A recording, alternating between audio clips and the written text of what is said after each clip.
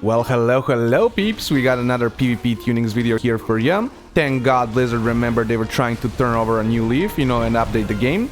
They also finally remembered Enhance is a spec in World of Warcraft.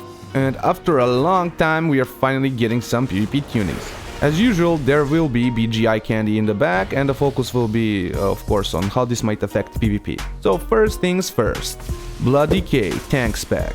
Probably won't do much in terms of PvP, it's getting a 3% buff on all damage, but ultimately it's not a good PvP tank spec, so I don't think this is gonna affect much, especially in arenas, where dampening is just destroys the spec.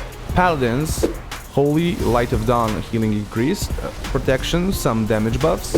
Paladin definitely feels on the weaker side of healers, so great to see some buffs. Since I don't play healers, I'm not sure how much this is going to change, but some throughput is, always good. As far as protection is considered, who knows, it might pop out again. It's definitely on the strong side of tanks in PvP, so combined with some changes coming up, they might actually make a return at least in twos. Shaman, a bunch of elemental buffs, what? Well, now thankfully these are PvE focused and not like all going into PvP. Although some bleed through in PvP. I don't know what to say other than it's kind of criminal that Elemental is getting a buff, even if it might be negligible with the PvP builds that are used. It's something that's kind of just rubs me the wrong way. Just the fact that it's getting any buffs going into PvP. Now we come to the PvP changes, and the biggest change in quite some time. Gladiator's distinction stamina provided by the Trinket bonus is increased by 40%. I mean, I don't know what else to say. This is like a huge change. Actually huge. It was already like not long ago that we got a rebalance on the set bonus to provide more stamina, but we are now getting so much more.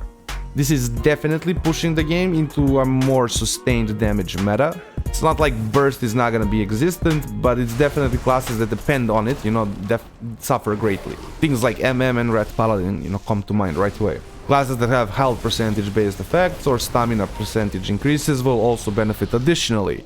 Since those abilities did get nerfed a bit when the set bonus rebalance happened, it might not push those classes' defenses as much, but they do benefit from it more than other classes. Hunters!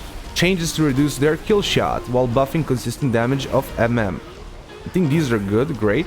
Survival and BM feel like their damage is really good in my opinion, and at least that's what I can say, from the receiving end. Since MM kinda needs to one-tap to win, I'm just not sure how much the effect of the Chimera shot and the Arcane shot buffs will actually, do. They honestly don't seem enough to me to offset the Trinket buffs plus the kill shot nerfs. Monks! Freaking Brewmaster nerfs. Kind of funny that this spec is destroying people. I have only, faced it a few times, but it's definitely on the strong side of the tank specs in PvP. Windwalker Karma change, ready rec damage is being buffed. I'm unsure when this was actually, nerfed originally. I feel like in Shadowlands Karma worked as it should have, while in Dragonflight it has been basically a shield. So I completely agree with this change.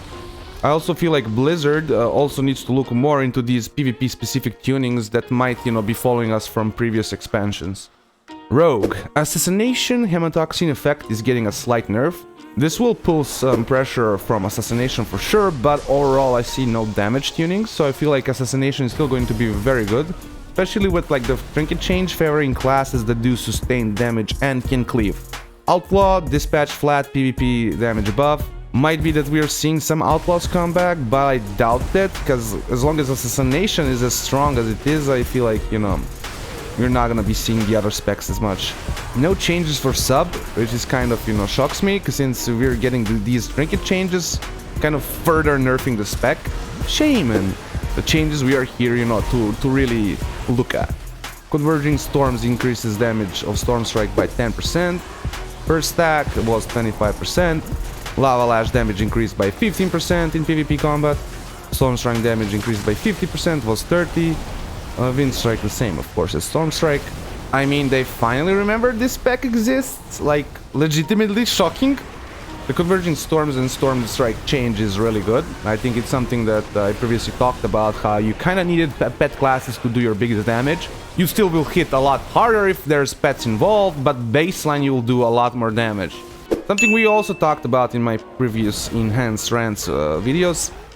buffing Lava Lash and Ice Strike. They actually did it for Lava Lash. Now will you take the Lava Lash in the Storm Strike build? I probably won't, as Ice Strike procs Dim Widths and it also slows. But we might actually see Lava Lash builds, being used. Unfortunately, Elemental Blast and Primordial Wave are still kind of gutted with their damage, meaning even less after the Trinket change.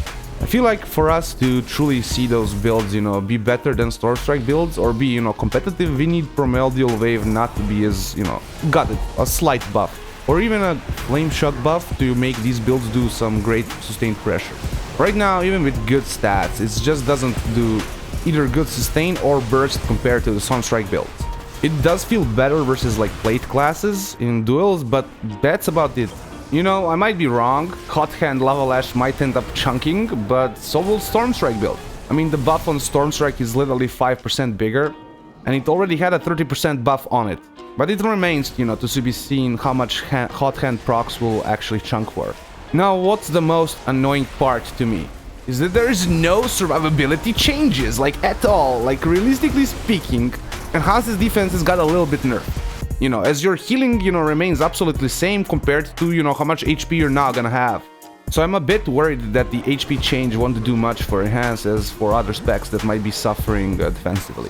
I mean, Enhance does have HP modifiers, but right now they already don't do much, so we'll see. It does remain to be seen. A thing that I'm actually hopeful is double DPS 2s being fun. Right now, they're the only way to really play Enhance in 2s, but it doesn't feel, really good. Especially after the rise of the Warriors, it's just been a very painful experience. Warriors!